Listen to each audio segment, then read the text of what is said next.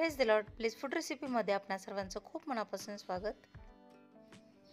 आज आपण शेवग्याच्या शेंगांची अगदी झटपट आणि साध्या सोप्या पद्धतीने पण तितकीच चविष्ट अशी आमटी कशी बनवायची ते बघणार आहोत. इथे मी एक छोटा कुकर घेतलेला आहे आणि हे बघा इथे मी डाळ घेतलेली आहे. 2 डाळी मिक्स घेतलेल्या आहेत. कोणाकोणाला तूर डाळीने त्रास होतो पित्ताचा वगैरे, त्यामुळे तुम्ही अर्धी तूर डाळ आणि अर्धी मूग डाळ घेतली तरीही चालेल, किंवा नुसती मूग डाळ घेतली किंवा नुसती तूर डाळ घेतली तरीही चालेल. तर मी दोन्ही समप्रमाणामध्ये तूर डाळ आणि मूग डाळ मिक्स घेतलेली आहे. आधी आपण डाळी स्वच्छ धुवून घेणार आहोत. दोन्ही डाळी स्वच्छ धुवून घेतलेल्या आहेत. आता यामध्ये एक लहान आकाराचा टोमॅटो टाकायचा आहे. टोमॅटोचं प्रमाण तुम्ही तुमच्या आवडीनुसार कमी जास्त घेऊ शकता. हळद टाकायची आहे आणि चवीनुसार मीठ.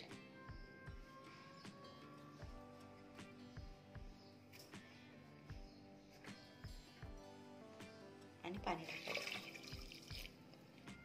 तो तुम्हाला कितपत आमटी बनवायची आहे त्याच्यावर तुम्ही पाणी टाकू शकता त्या अंदाजे.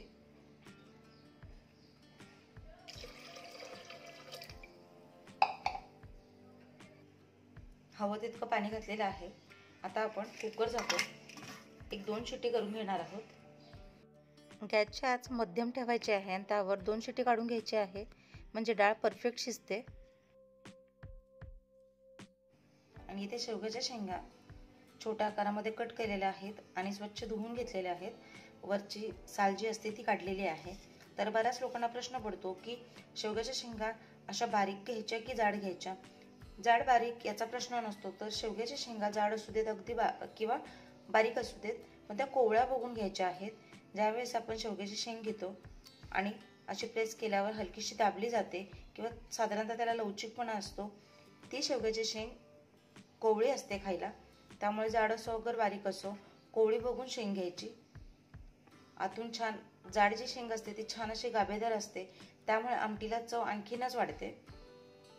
ज्या शेंगा बारीक असतात, खूप बारीक असतात, कधीही शेंगा घेताना खूप बारीक घ्यायच्या नाही, त्या तुरट लागतात चवीला.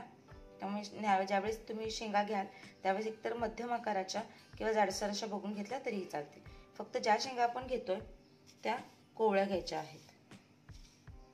तर शेंगांचे जे काप आहेत ते तुमच्या आवडीनुसार लहान मोठे असे तुम्ही करून घेऊ शकता. 2 शिट्टी करून झाल्यानंतर कुकर थंड केलेला आहे आणि बघू शकता तुम्ही डाळ अगदी व्यवस्थित शिजलेली आहे. खूप जास्तही नाही, खूप कमीही नाही. आता यामध्ये ज्या शेवग्याच्या शेंगांचे आपण तुकडे करून घेतलेले आहेत, ते धुवून घेतलेले आहेत, ते टाकायचे आणि कुकरला 1 शिट्टी फक्त भरून घ्यायची आहे. पूर्ण शिट्टी व्हायच्या आधीच कुकर बंद करायचा आहे. तर हे पहा, शेंगा अगदी परफेक्ट शिजलेल्या आहेत. डाळही छान शिजलेली आहे. काही वेळेस शेंगा खूप शिजतात आणि मग त्याचे तुकडे तुकडे होतात आणि डाळही प्रमाणाबाहेर शिजते आणि ती झुणक्यासारखी किंवा पिठल्यासारखी होते. तर हे बघा, डाळ आणि शेंगा अगदी परफेक्ट शिजलेल्या आहेत.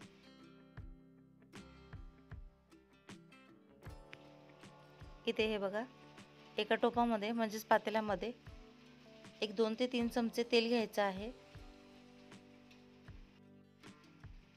तेल चांगलं गरम करून घ्यायचं आहे आणि आता या तेलामध्ये जिरे आणि मोहरी मी 1 चमचा घातलेला आहे, 1 छोटा चमचा.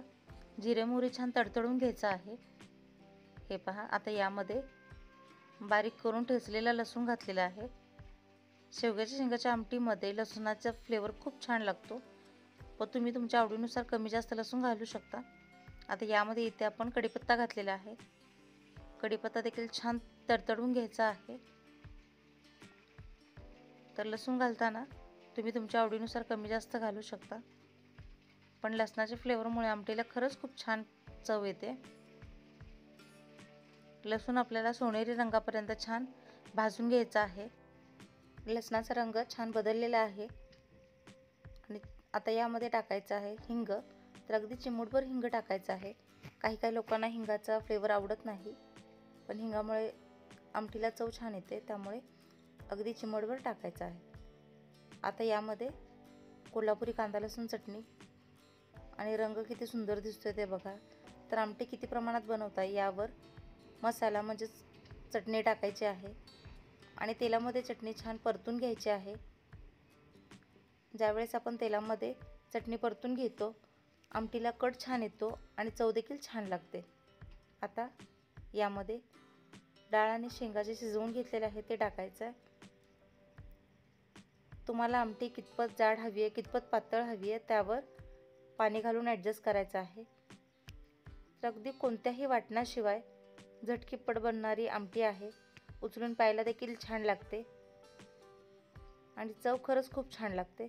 तर यामध्ये कुकरमध्ये पाणी घालून हवी तितकी आमटी मी वाढवलेली आहे आणि आता बारीक चिरलेली कोथिंबीर टाकायची आहे। तुम्हाला हवं असल्यास तुम्ही ओला नारळ किसून म्हणजेच खोबरं देखील टाकू शकता, पण झटकीपट अशी मी आमटी बनवलेली आहे।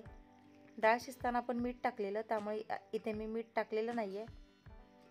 डाळ आणि शेंगा आधी शिजवून घेतलेल्या आहेत, त्यामुळे आमटी जास्त उकळून घ्यायची नाही आहे। 1 ते 2 उकळी आली की गॅस बंद करायचा आहे। अशा पद्धतीने झटकीपट बनणारी पण चवीला तितकीच भारी अशी शेवग्याच्या शेंगांची आमटी तयार झालेली आहे। ही मी कोल्हापुरी पद्धतीने केलेली आहे। नक्की ट्राय करून बघा। चॅनलवर नवीन असाल तर सबस्क्राईब करा, लाईक करा, शेअर करा आणि सगळ्यात महत्त्वाचं म्हणजे बेल आयकॉन म्हणजेच घंटी दाबायला अजिबात विसरू नका।